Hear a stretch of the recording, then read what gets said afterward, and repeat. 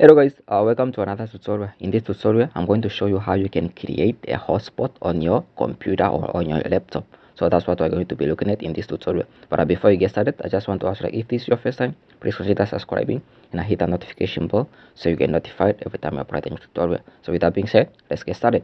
Now for you to be able to create a hotspot on your computer, just want us to come to start menu here, and then I want you to open your setting. Click on setting, and then this setting tab should be opening about this setting window. So now I want you to click on network and internet, right? And then now once you do that, I want you to, once you are on here, I want you to click on mobile hotspot and mobile, like mobile hotspot right here. So make sure you are or connected to the internet. Of course, make sure your computer or laptop is connected to the internet, and then this is the mobile hotspot, right? So now you can edit it. As you can see, this is the network name, Kandowa, and then network password. So you can edit or you can change the name, and then if you want to change this password, you can change it right there, and then just click on save.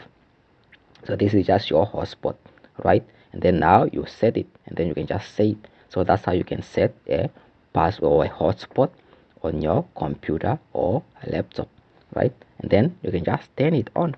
If you want to use it, just turn it on, right? And then as you can see, anyone, you can use it on your phone or your other computer. As you can see, device connected is 0 at the moment.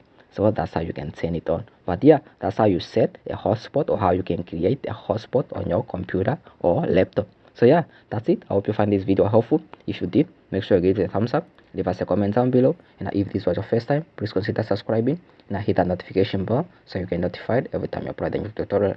So with that being said, that's it. See you guys in the next one. I'm out. Peace, love, and unity.